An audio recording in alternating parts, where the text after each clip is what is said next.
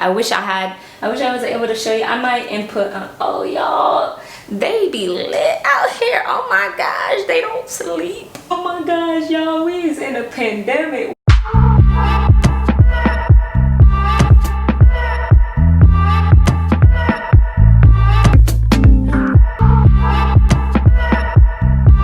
Hello, future Globetrotters. As you can tell, I am not in my typical setting. Where's the map? Where's the dying plant that she replaced, hoping nobody would notice?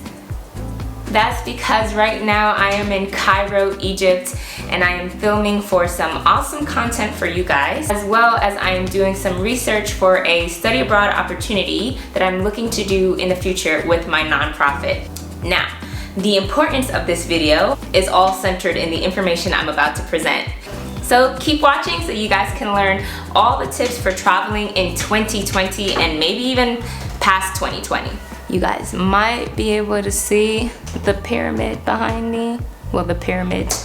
Anyway, traveling post 2020 will definitely not be the same. Here's everything you need to know. Of course, I'm gonna start with research. No, you need to do your research on the destination that you're going to. Feel free, if you need some extra help, to hit me up on my Instagram and I can assist you in any way that I can. So, although some countries are allowing United States citizens to come into the country, they do have a lot of stipulations. Of course, if you remember from my traveling during COVID-19 video, I mentioned how you may have to do a PCR test 72 hours prior to your departure. This is imperative that you ensure your test is a PCR test, because there are other types of COVID-19 testing and your destination may send you back abroad, back home where you come from, if your test results are not from a PCR test. There's some other discrepancies as far as flying is concerned. Even though the country is open for visitors, you may not be able to visit unless you are invited in. So that means a relative. So relatives include spouse. Some places might do your boyfriend or your girlfriend, depending on how long you guys have been together. Children or your parents. And they may have to write a letter stating that, hey, this is my so-and-so, I have known this person, or I have dated this person, or I've been mother, father, sister, brother, whatever to this person for blank amount of years. This is my address, this is my government ID. I am inviting them to stay with me for a couple of however long, and I assume responsibility for this person who is coming from the United States and entering into our country. If you do not have that, it's very likely that you might get turned around. This is why I say it is imperative to do your research. I'm not just saying that because I am a researcher, I'm saying it because it's true. Another discrepancy because of COVID-19, and I will get some clarity on this, but from what I understood, you can't do cross-continental flights if you're going somewhere else. So say for instance, my original flight to Egypt was going to be from America to Amsterdam, Amsterdam to Paris, Paris to Egypt.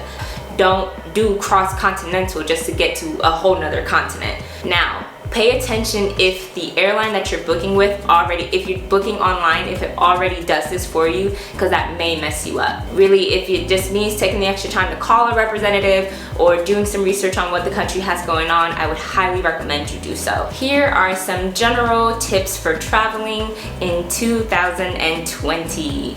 You're traveling internationally, make sure you have let me go get it, please. Before you travel anywhere, make sure you have a, what do you guys call them? Sockets or plugs, outlets, whatever you reference these as. Make sure you have a converter. You do not want to travel to a foreign country and then find out that you cannot plug your phone or whatever you need to charge in any of their plugs or sockets or outlets, whatever you want to call it. You'll likely be able to buy one in the airport, wherever you're going. This one is really cool. Shout out to my girl Ava. Ava came through with this converter. I have one myself that I got from Delta. However, I could not find it, so Ava came through. What I really like about her converter is that it lists all the different countries that you could convert it to, so you don't have to just buy one for the UK or buy one for like Australia, Japan. It has it and it has it listed. So I would cop one of these. My next few tips come from my good friend Poonam. Now, I highly suggest you do all of these. Download a converter app before you go. And I'll put the link to the one that I use in the description. I would do it ahead of time so that you can study the currency and know how much you might be willing to spend.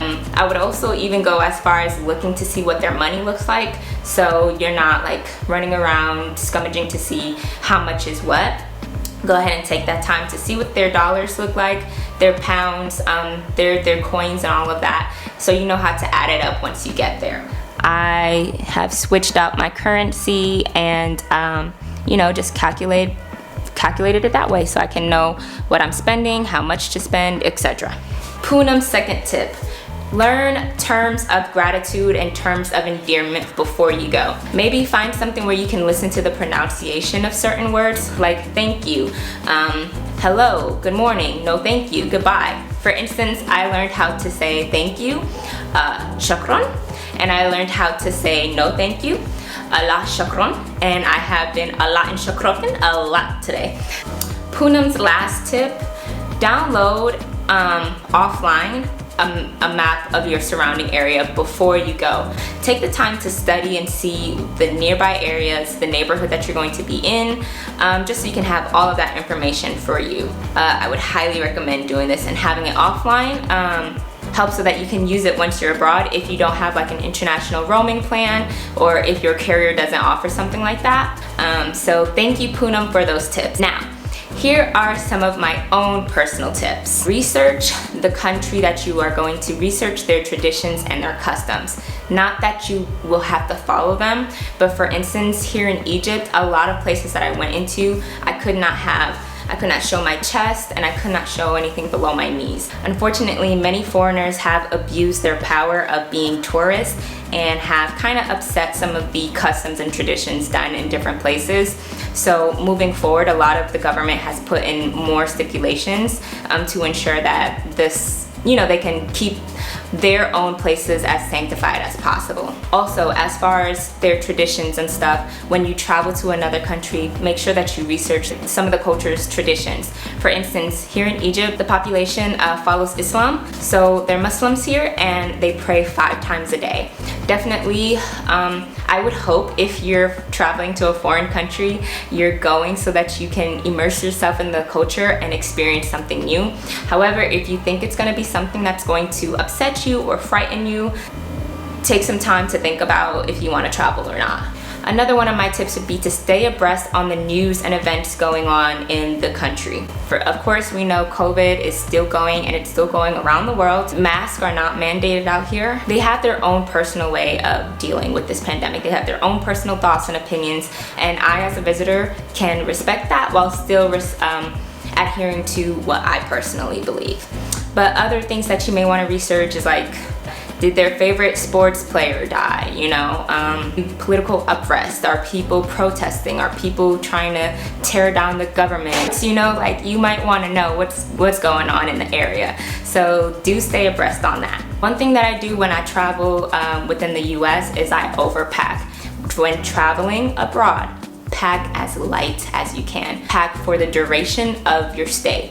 Do not overpack. In the event you need to be up and out, you need to have everything together. Planning my outfits ahead of time really helped a lot, and I know you guys know of those packing methods of rolling them up. I often do that. That made a lot of space, especially because I had some of my camera equipment. And lastly, and I think one of the most important things for me, now you may argue, well, don't do this because you might lose it, but for me, bring your passport everywhere you go. Treat it like, literally, that is your key to enter back into the United States, okay? This is, and like I said, this is just me personally. Some people might say, no, don't do that, because if you lose it because you took it out of the hotel room, then da-da-da-da-da. Me, I know I need to get back home. So I know the safest place, my passport, is with me. And I think I could just leave that there. do what you will with this information. I hope you guys enjoyed this video. Don't forget to like, comment, and subscribe. Do stay tuned because I'm going to be posting these videos of my stay, working really hard to bring you guys this content, as well as working really hard to be able to fulfill a lot of the things that I want to do for my nonprofit. So your support so far has meant the world to me. I can't thank you guys enough. And I'll see you guys next time on The Roads Well Traveled.